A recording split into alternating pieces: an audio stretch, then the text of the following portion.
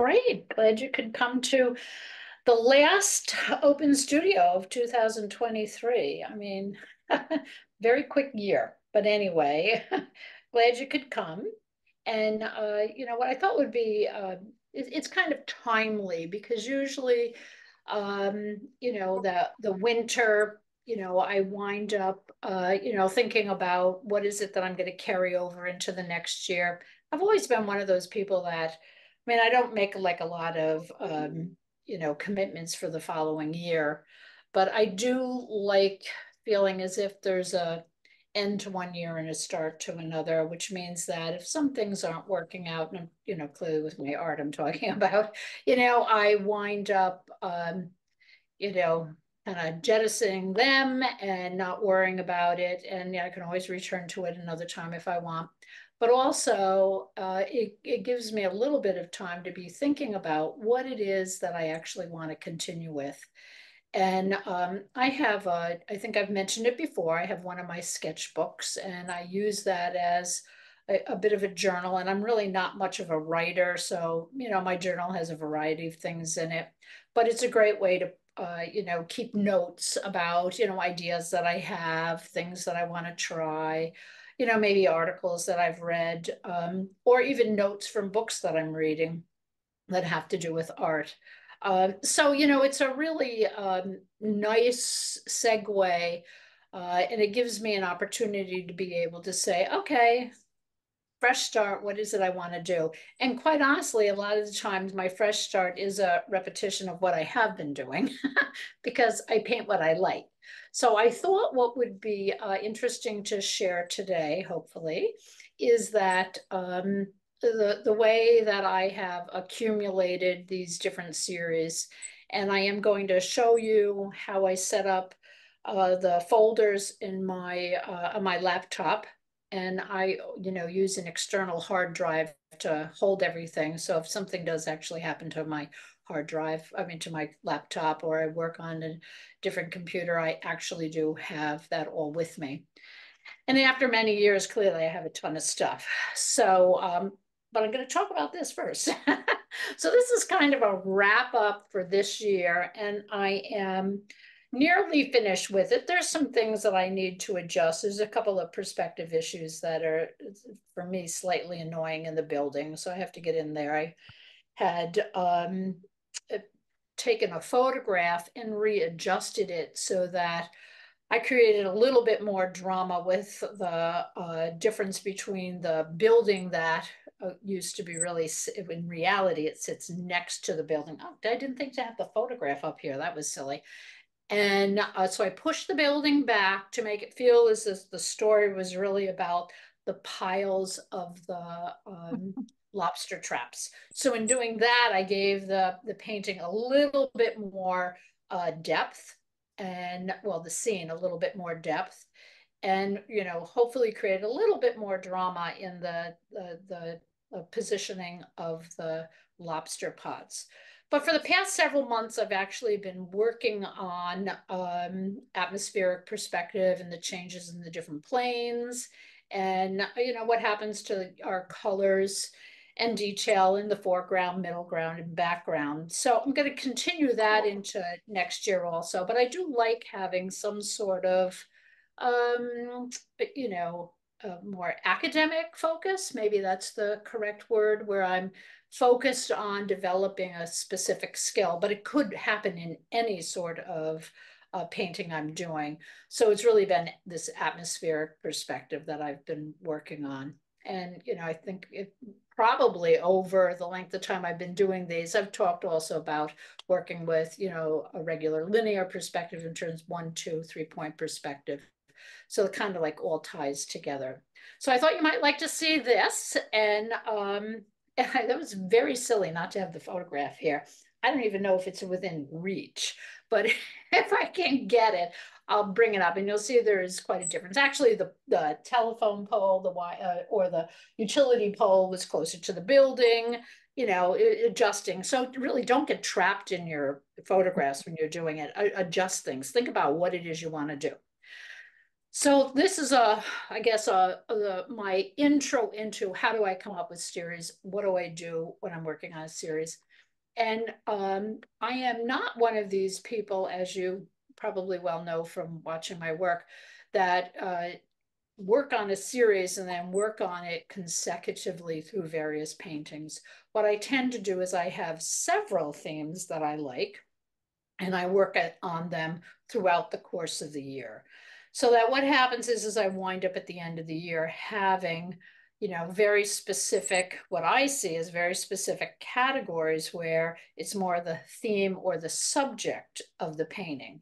Uh, for the series, though, a nice way of thinking about it is going beyond what it is you're painting and maybe think about why are you painting it? Okay.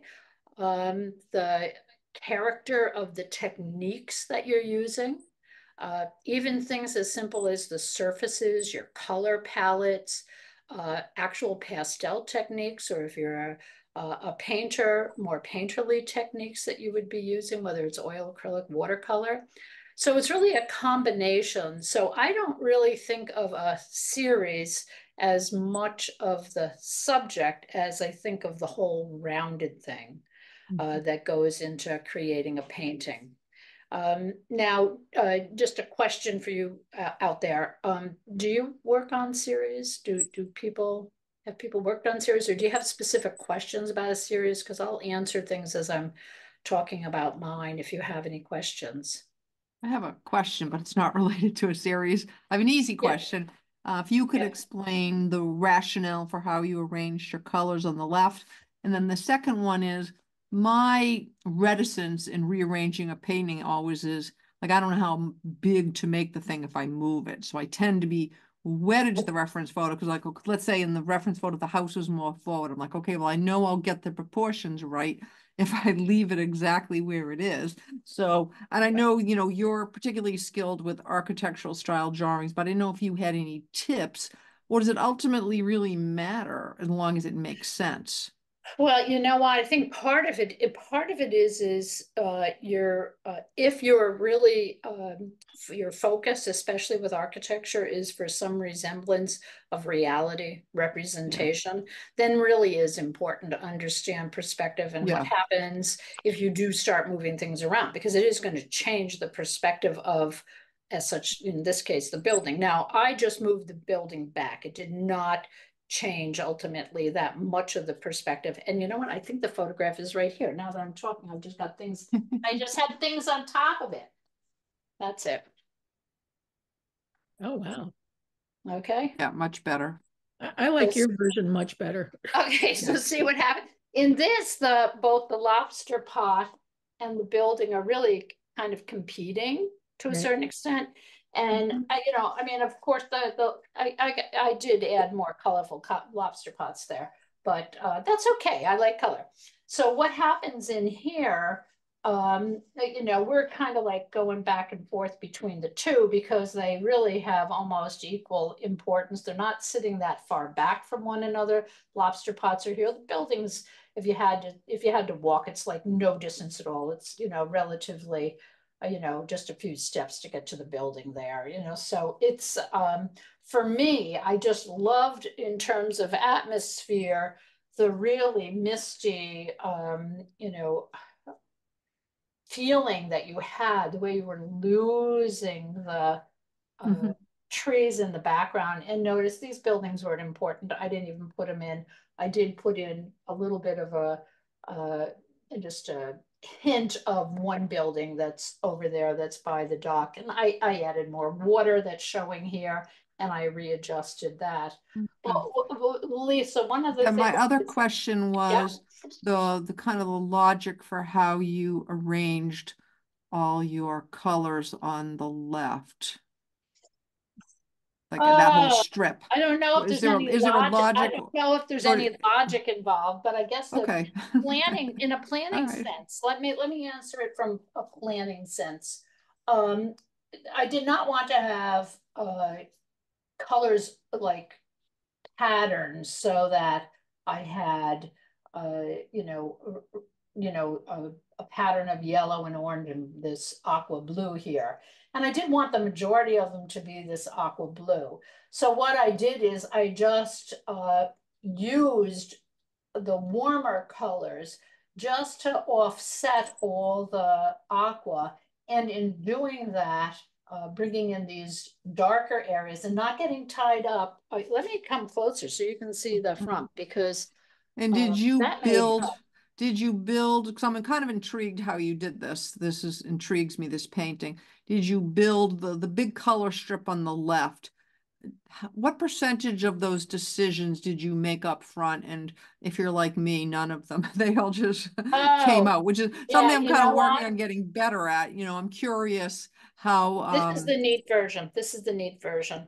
And this is a neat version because I also okay, used this as a demo when I started it. okay, ah, So okay, it's a kind of a column of cool and warm, dark to light.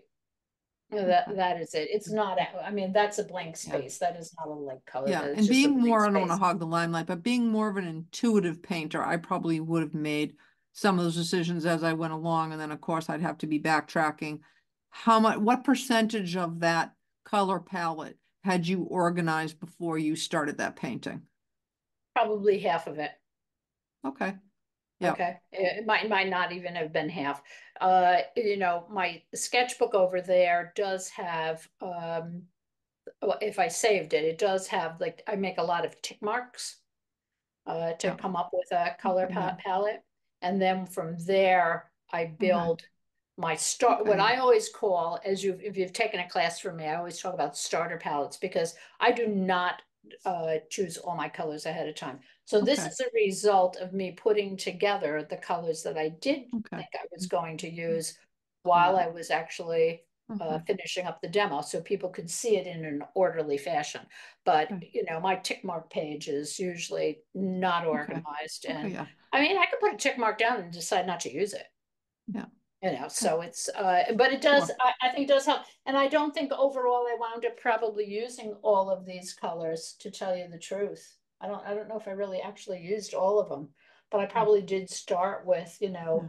a good following. But, to answer this sketch question here, it's not totally finished, but I was looking for movement of the worms so that I did have almost like a Yeah. base of these worms that were moving in Yeah. this direction. And And I would never guess this is you, and that's not meant to be a left-handed compliment. I like it that, because a lot of those works you look at, like I already knew who it is before I even look at the thing. And what I like about this is it's kind of a different direction. I really, really, really like this. oh, thank you, So thank you. yeah. Okay. Yeah, All well, right. I'm done. yeah, I'll and there click you mute. go. There, I'm just going to show you. So in here, you'll notice that when I was doing this, it really was the blue went down, and then I used the dark color to make the holes.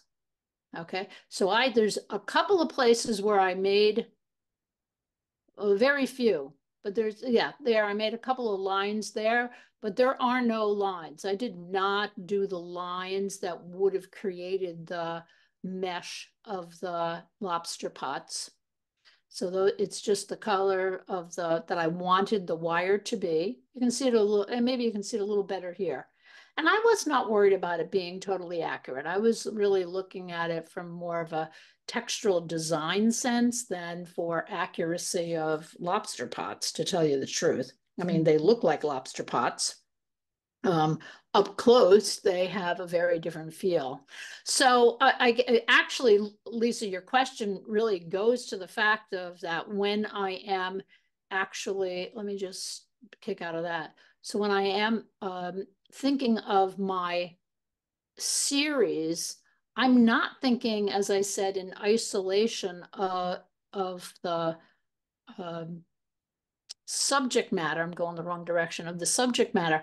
I'm thinking of the whole picture. So, I like that textural feel in paintings. So how am I going to, that's what attracted me to lobster pots.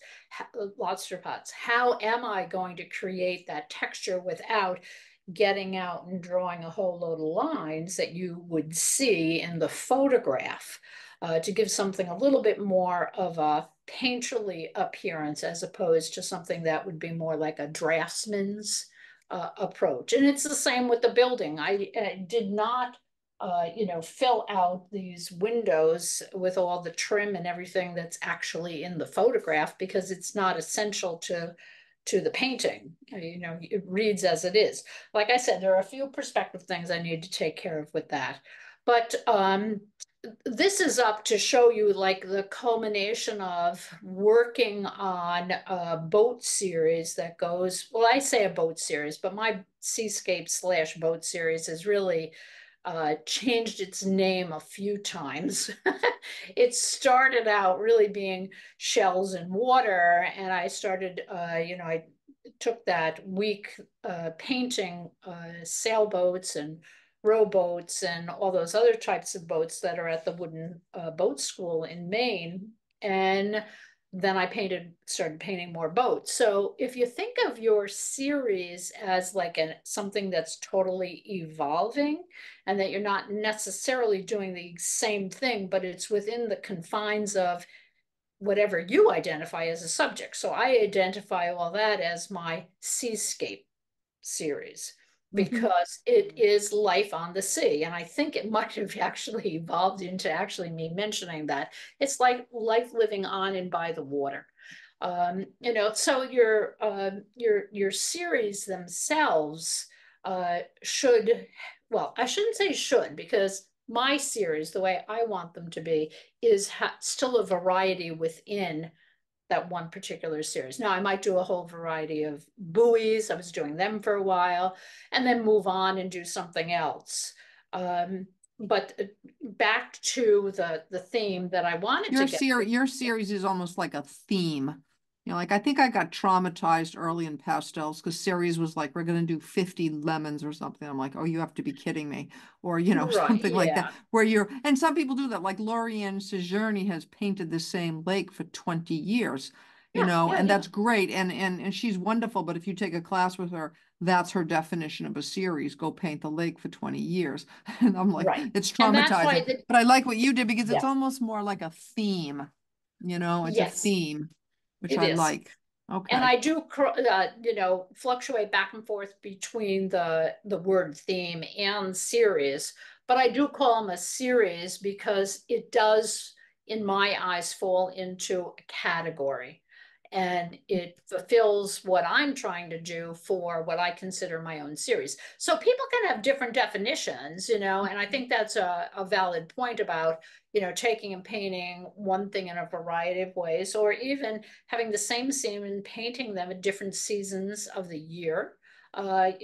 Trying different color palettes on one thing. So you can do a lot with a series. Now, truthfully, that's the way I started off. I started off what I considered a series, more the way you've described it.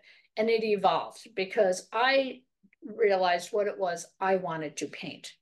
And from knowing what I wanted to paint, I then wanted to expand that area. Is that a good explanation? Hopefully, hopefully Yeah, that makes sense. So Betsy. yes, Okay.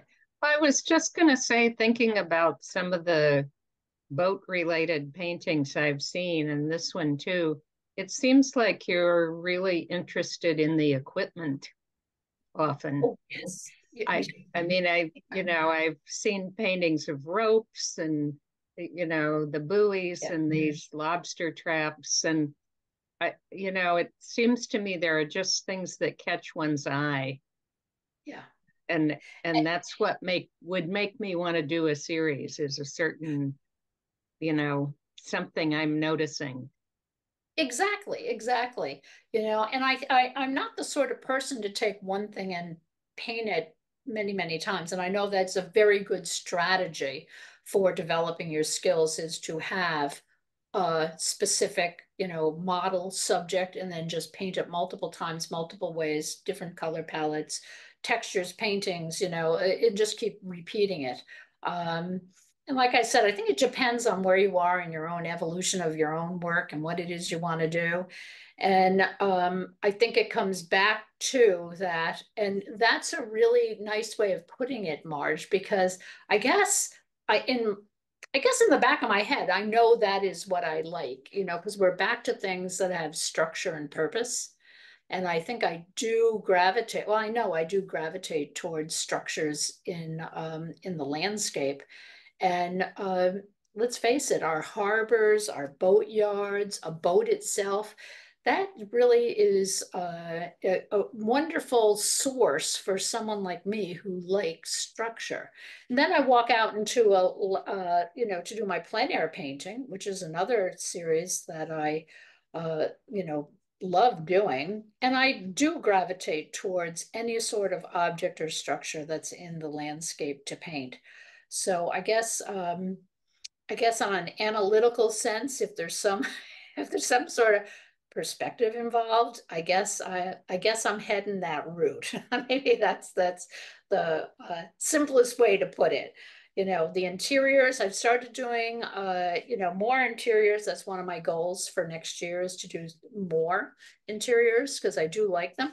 I can't personally say that a lot of them have been majorly successful. The ones that are successful, clearly I, have them out there. But it's like anything. If you start something new and you're doing it, everything you do does not have to get framed or shown, or it's just that whole learning process. So I don't want to stop painting interiors just because I'm not totally satisfied with what I've done. I know that the more I do interiors, the more hopefully the more accomplished I will be with them, but I'll also be more satisfied. And I'm not talking about the technical copying, because that's never really my goal for it to be an exact replication of what it is that I'm doing. It's more you know what it is? If I'm struggling with something, I tend to fuss and I go over things multiple times. And I know it's because I'm just not feeling right about I don't feel as confident. That's it. I don't feel as confident with a subject. So with that, I know that the more I do it, the more confident I will feel in it. And, ultimately, hopefully the paintings are better in my eyes. So, so let me show you how I set up my folders. And truthfully, it was really nice that I was doing this today, because I was able to, let me go back here. Okay, so Betsy's going to do screen share again. Okay, and I have it all set up. Here it is. And I'm just going to ask you, can you see my desktop with folders? Yes. Yep. Well, that is a relief. Okay, so I on my laptop, I have a ton of photographs, and I have found that it's very easy to keep photographs from my phone in my Google Photos. And the ones that I like, I transfer over onto my laptop, and they're placed under pictures. And under pictures, they go to a category that's called art stuff. Very technical term there. You might have seen it in one of my previous open studios, but that covers a whole load of different things. And what I'm focused on, well, what I was focused on today and this week was really, what is it I want to do for next year? So I have a category called paintings, and I have the year. So there's a couple of clicks away that I have to do in order to get to the folder. But it's when I go into paintings, let me just go into paintings, you'll see that I have all the years. Okay. So if I was thinking, geez, what was I doing in 2009? I've got it. So I keep a folder for every single year. Wow. Okay. Now within this, let me open up this one again. I started this year off. This is a little different. And what was handy about me actually saying I was going to show people how I do something is I had to get myself a little organized to do it. And, I thought, oh, geez, you know what? I should put these folders that I keep elsewhere with like tons of photos. I'm not kidding you, tons of photographs, all different categories with like subcategories and subcategories on top of that. I said, I'm going to go through and I'm going to put my main themes that I want to do this year Mhm. in a folder with photographs that I can earmark as being a 2024 focus. Now, I could go in and I could take photographs out, add photographs, I can do whatever I want. So the pets really is more personal. I do them only, for other people and gifts, some commissions, but it's not something that actually winds up showing in a lot of places. But this year there's a show that I want to enter, and it does have a theme of animals in it. And I thought, oh, I should do something for that. So my pet folder wound up coming right here. So this is typically not part of my theme of series that I do, but for this year, it's going to go there because of this show. And that's another way that I don't paint for shows for themes typically, but what I do, if a show is coming up and it has a theme, I will put things together that may potentially be a painting that I want to do. And, sometimes it works out and I have the desire to actually paint that theme. This one I'm really excited about because now that I'm saying I'm going to have to do it because I wanted to paint these little guys here. And it's not, remember, it's not just about the theme. So I've got the two dogs here, the photograph. I am going to be moving these two dogs a little closer to each other. I'm also going to take more photographs. Of course, I've given myself like no time to do this because the deadline's like January 2nd. So anyway, I'm going to be kind of busy next week. But yeah, there you go. Well, it's funny what happens when you kind of slow down and then you realize like, oops, God, what happened to, November and December? I better get moving here. So anyway, the subject of this is going to be the dogs, but it's going to be that joy that they have when they see you. They're a little bit more sedate here. I'm having an awful lot of trouble trying to take photographs of when they greet you, like they haven't seen you in years, and it's only been like 10 minutes. But that is what I'm going for with the two dogs. But on top of that, it's beyond the subject. My brain is also thinking, okay, how do you want to present this in terms of materials, technique, textures, whatever? And I'm really thinking that what I'm going to do is I'm going to incorporate some of my origami paper that I use underneath pastels and play around with some different origami designs back here, use my textural surface on top of it, and create a very lively, playful scene with two very happy dogs. So that is so in my, again, as I said, when I'm thinking of series, I'm thinking of not just the subject, I'm thinking of how am I going to actually create this painting. So that's what I'm doing with these guys. Aren't they adorable? So these are the two that I went out looking for coats for. So let's go back to the real work. That's fun. You should have something fun that you paint. Everything shouldn't be serious. You should have some fun things. And I'm going to post it in my next newsletter. There was a quote by Amanda Gorman that was just fabulous. And I'm not even going to try to remember exactly what she said, but I'm going to put it in with the video of this so everybody sees it because, it really talks perfectly about who you are as a creative person. I loved it. So here we are, major categories. So think of what you paint, why you like it, subject-wise this is, and collect photographs that maybe this year you would like to use, okay?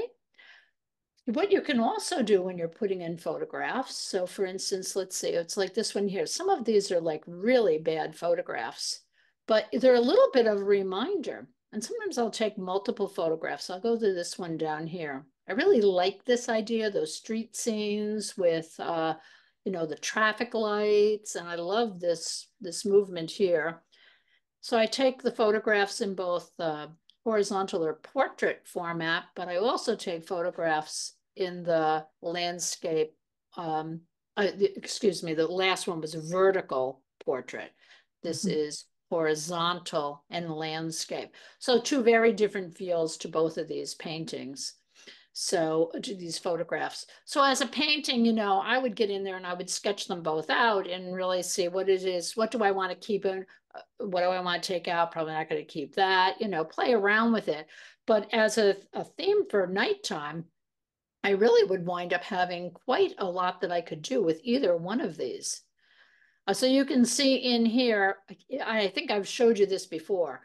I look at photographs when they're small like this, because if they're not jumping out small, they're probably not going to jump out big either. It just takes away all the detail and breaks everything down. This one I really do want to do, this one here. And the reason I want to do this one, besides it's a building, it's that whole play of light at nighttime. And I love these two people just sitting there. They look like they're like exhausted. I don't know if it's from walking or eating. This is a little restaurant in Charleston, South Carolina. So I'm not going to do all of these, you know. So if you set these folders up, don't give yourself the you know, such a unattainable goal as painting everything. They're there to remind you what it is that you like to paint, what the subject matter is that you like to paint.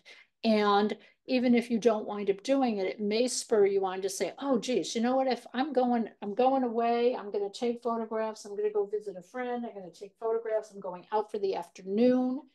It just sets you up to say, okay, I need more photographs in that folder, because some of these are fine, but some of these are just they're not gonna make the cut, but they are going to remind me of what it is that I like with this subject. Seascapes and boats. I don't think that one has a lot in it right now. I did a sketch for this one here, and I am almost positive that I'll do other sketches first, because I do a lot of little sketches before I actually paint. And I just, one, I love the flow in this painting. I love photograph. See, I'm already talking about it like it's a painting. I love the way this just like is just holding these little dinghies right in. And it's just, you know, this lovely, there's motion, but it's also contained. There's shadows that are happening. I'm always looking for shadows and lights. I prefer photographs in the daytime when they do have a shadow and light aspect. It doesn't always happen. You know, and clearly the painting that's standing behind me, there's not a lot of shadows in that because it was so misty. There wasn't a strong light source to create that. But look at the playfulness that you have in here. This is another one, because I said I wanted to also work on the theme of textures and surfaces, is like I could have a lot of fun with using my very textured surfaces with this, incorporating the tissue paper to give a unusual surface to it. And I don't know if I would use origami paper with this one, because there, you know, you can do it very subtly and have it, you know, almost disappear, where you, it's really fun working with it. Marge has done it with me. And it's a lot of fun working with it, because the idea is not that the origami paper jumps out at you, but that it's like that little surprise that's underneath the pastel. And it's like, you know, what is that? So I could use origami paper with this one, but I think I'd probably be more likely to just focus on textures and maybe some tissue paper in here. I also like working with stencils. You know, stencils give nice textural feeling. I'm not sure, I do that a lot when I do the animal portraits. I use stencils a lot, but and I did start bringing stencils into still life. So two things, okay? Think about that.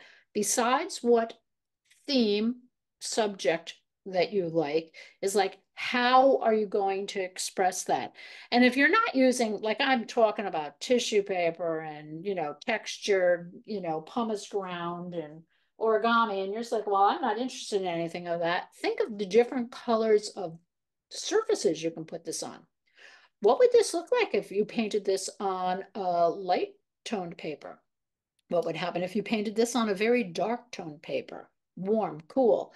So when you're doing, when you're thinking of it, also think of what is it? What kind of impact that do you want with this? You want it to be a subtle impact, use a medium toned paper. You want it to be a really bold impact, use a dark toned paper. Look at all the darks that are in there. Okay, even, I mean, that's not super dark, but it's darker than, all these other light things in there. All these lights are going to look very different on a light toned paper compared to a dark toned. Okay, and there's again a variety of these. I love these. Those are from Nova Scotia. You know what? I went to Nova Scotia before COVID. So these guys have been jumping around from year to year, and I still have not done anything with them. And there's nothing the matter with that because sometime it'll be the right time and I will wind up hopefully painting them. There's also a winter one in here. And that, of course, when I'm going through the photographs, I'm thinking, snow. Oh, yes. I love painting snow. I should go out the next time we actually have snow here, which I don't think we had any last year. So this photograph is probably a couple years old. And take photographs that have snow. So think of the time of day you're taking photographs. If you're someone who's not working from photographs, and you are creating imagery from your own imagination, you can do these same sorts of things because what you're doing is you're kind of expanding your imagination and you're saying, a time of day, warms and cools, lights and darks. You're still saying those things. You just don't have the visual image of a photograph that goes with it. And again, don't get carried away, tied in with the photograph. So nocturne, still life, interiors. This one, like I said, I'm not total. This is a newer one for me. So I've picked some photographs here that are just probably way too complex for me. One that I've actually started and I was very unhappy with, and I'm going to go back into it. And, I love it when that happens, when you've picked out something and you say, oh yeah, I love that. I'm going to do that. And I had cropped it. So I was only doing this section here, which I think the cropping of this photograph was a mistake to start with. So what? Put it away. Put it someplace for a little while. And if it takes a month, a year, 2 years, even longer to go back to it, it doesn't make any difference. The idea is that what you're trying to do is develop your sense of the setting, your sense for that theme. Okay, let's see. Here we go. Okay. Well, you don't actually need to see all of these guys, but that's it. You can see these themes. I have to get more photographs for this. And so unfortunately, I think, still life is in there because I had challenged myself to do still lifes in 2023. And,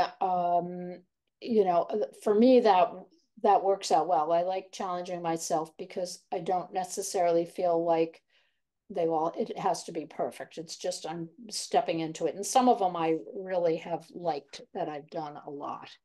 And it was fun doing something a little different because I didn't really think I was going to like still life as much as I did. And like I said, I already talked about interiors. So, however, whatever manner you collect your imagery that's going to, maybe you're someone who collects, photographs from magazines and cards and things like that, and you like working off of that. If you have some way to keep them organized so that you have collections that you've set up. It's the same with let's say the materials. I mean, I've got collections that I save, geez, I've saved tissue paper like crazy. You know, oh my God, look at the print on this one. I'm going to save this one. I'm going to use it someday.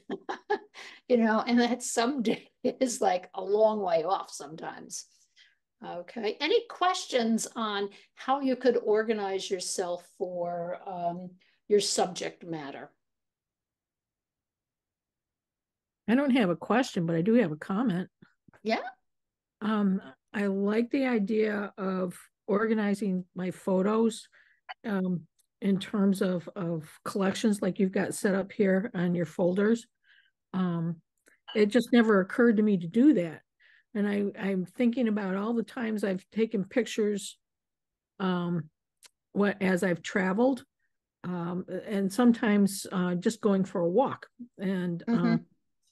And it's like the idea of saying, well, every time some object on the sidewalk has caught my attention and I've taken a picture of it, and it's like, you mean I should put that in a folder separate? What an idea. I love it. So thank Isn't you. it funny what we do to ourselves sometimes? And you know, and what I do, just so you realize, these are all copies. So like if I have photographs from a specific place I went, they still exist in the original file folder that they were in. So if I Right, wanted to go look at photographs from a trip I took, they're all there. right. They just wind up getting copied into here. So they're in two places, That's great. which That's is great. which is very handy. And then when I actually start, let me go back again. So we'll go to art stuff. Okay, I have like Wow. 5 minutes. So you can see I've Yeah. got all different folders for all different things in here. So I keep it's labeled number one just so that I wind up clicking into it right in the very beginning of all the folders. Because if I put it down with P for painting, I kept having to scroll and I'm thinking, why am I doing it? Just put a number one in front of it and it's going to be right up at the top. So that's what I did. So anyway, you'll see like within the folders, okay, so I there's one, that's it, done, in progress. And sometimes I wind up, I have in progress ones down at the bottom too, but Mhm. it's very handy at any time going in and you know what a resolution they are is right here. So if, you know, I'm entering a show and it says, you know, it needs to be a 300, you know, it's right in there and I can see exactly for those people that are entering shows or you're putting things, I have all the information, you know, it's in under 300. I've got the information. I've got it set up the way it is for a show. Or if I've done something, if it doesn't have anything, it means that this photo actually shouldn't be there and I just have not tidied up. Okay, that's what that means. So, Fascinating. Fascinating. so I think, you know, I guess my point in showing you this, and I'm going to stop share this part right here. So my point in showing you that is, I mean, it sounds really good. Let's do a series, you know, have a theme. But in order to do that, I'm someone who needs to have things organized because Right. as I've said before, it's like I'm thinking of a whole load of different things all at once. And if I don't organize myself, I never really accomplish what I'm supposed to. And you know, the pet's a good example. It should have actually been written on my calendar or someplace like that. So I knew, and it was like, oops, there's the email reminder. Don't forget if you're interested in entering the show. And it's like, oops, missed that one.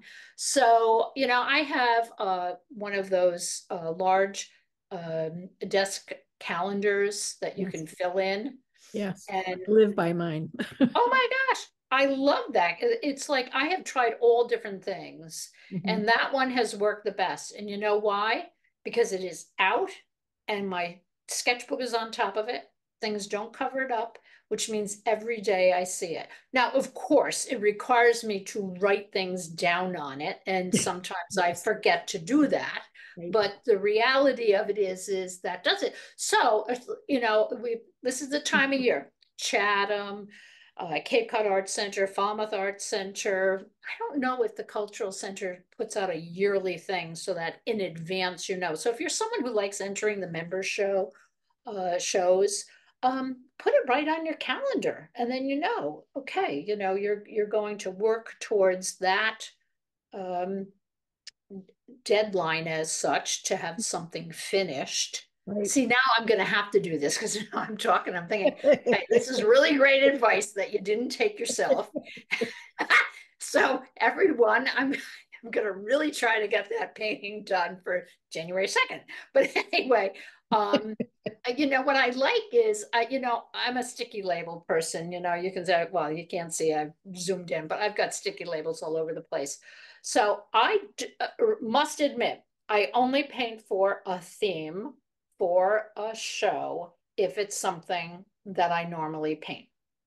So, for instance, and this is where having a series helps, or multiple series like me, because I don't feel as fractured. So I had participated in Mutual Muses, where I received a poem from a poet. Right. And one of my paintings went to a poet. So you wind up having two paintings in the show. So I read the poem, and it was like, oh my God. First of all, it was an absolutely fabulous poem. And I believe it, not I believe, I know it's in the newsletter that I did probably September or October. Beautiful poem.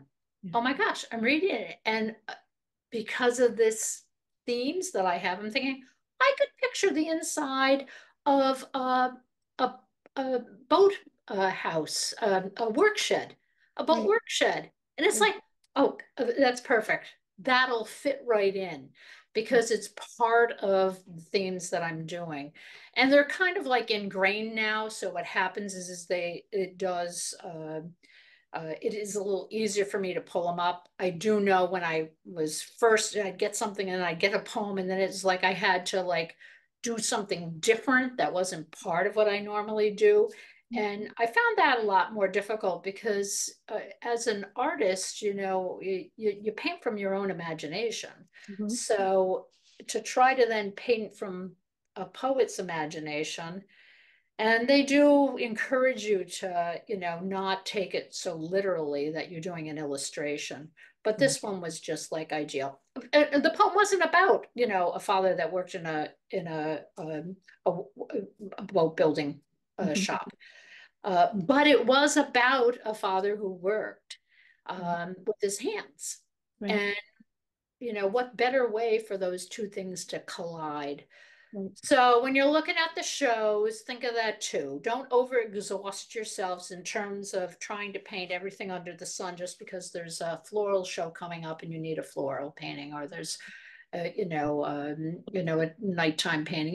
If you don't do them and you're not interested in it, that's okay. Just move on to something else. But again, it helps to know what it is you like.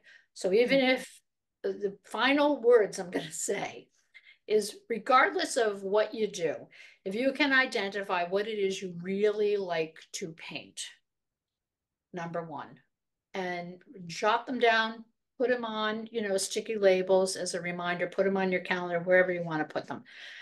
Two, think of how is it you want to present that painting.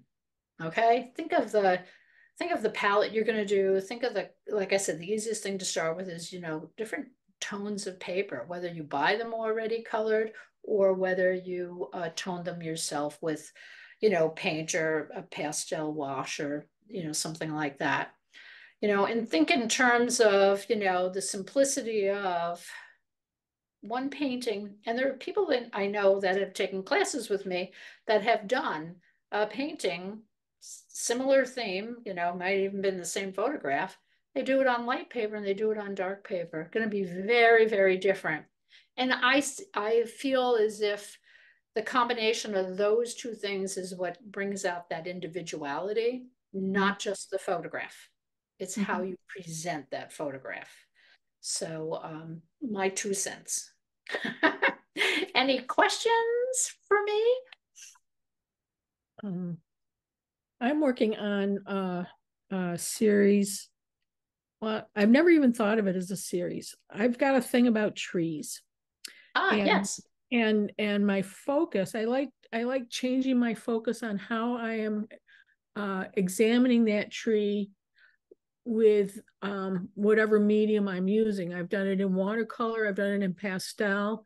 This semester I did it as a 3D sculpture Oh, wow. out of boxes. And so I find that this idea of planning a series, I've never thought of it as a series, but I need to really in the coming year knuckle down and work in pastels because it's my preferred medium, and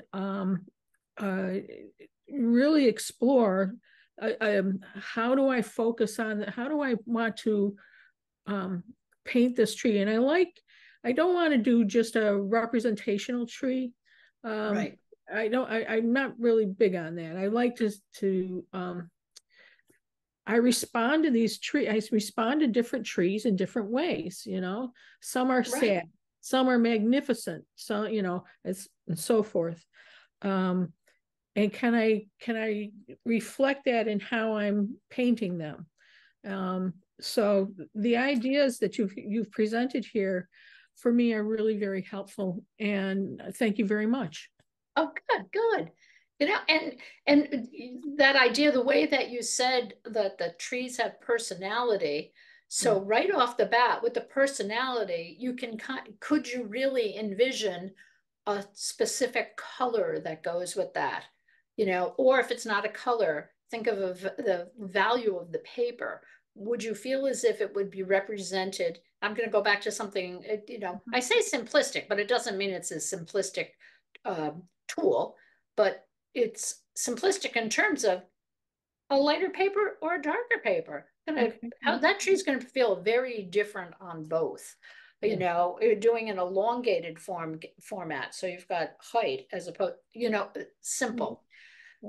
Take an apple tree, they spread out like that, they're like a wide tree, Right. whereas an oak, very tall tree, or crazy pines here. Do you live on the Cape, Lori? I like to visit the Cape. Okay.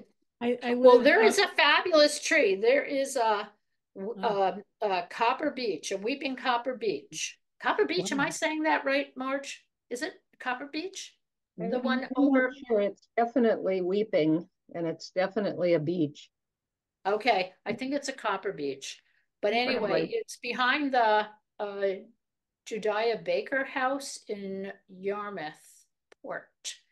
And it's part of the Old Yarmouth Historical Society. It's magnificent, absolutely magnificent. You feel like you're inside of a building, the way this tree is just fabulous. So put that on your list.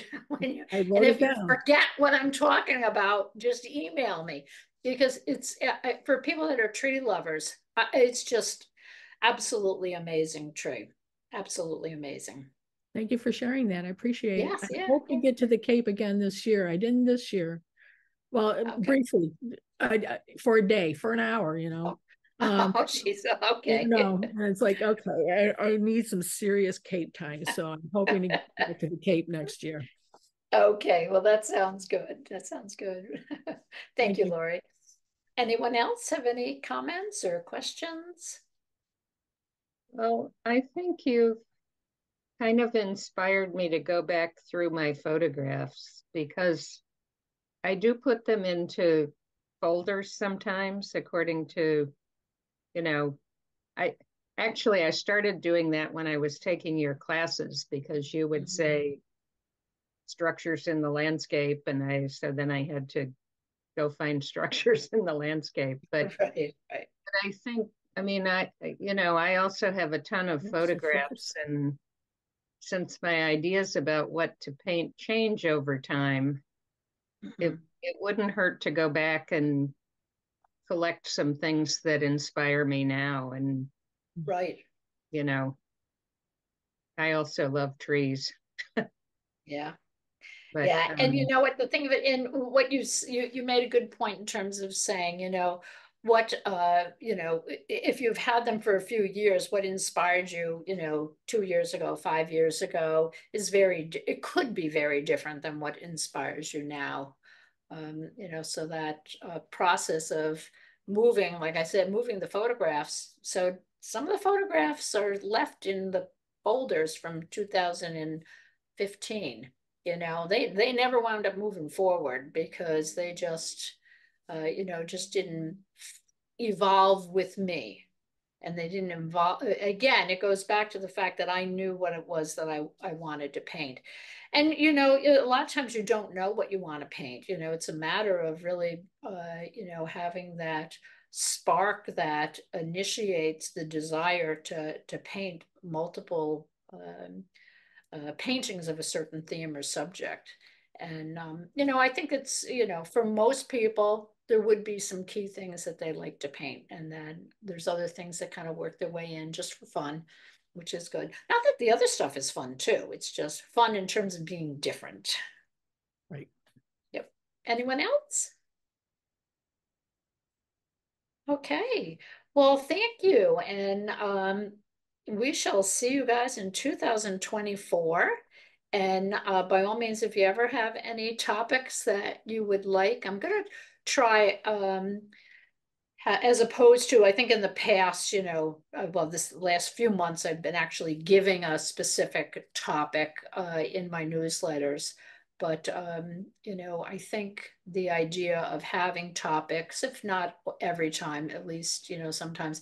January, now that I think of it, I forgot. I do have someone lined up to be a guest speaker. I just have to finalize it. I'm pretty sure it's going to be January, not February. She's a mixed media artist, works in a variety of mediums.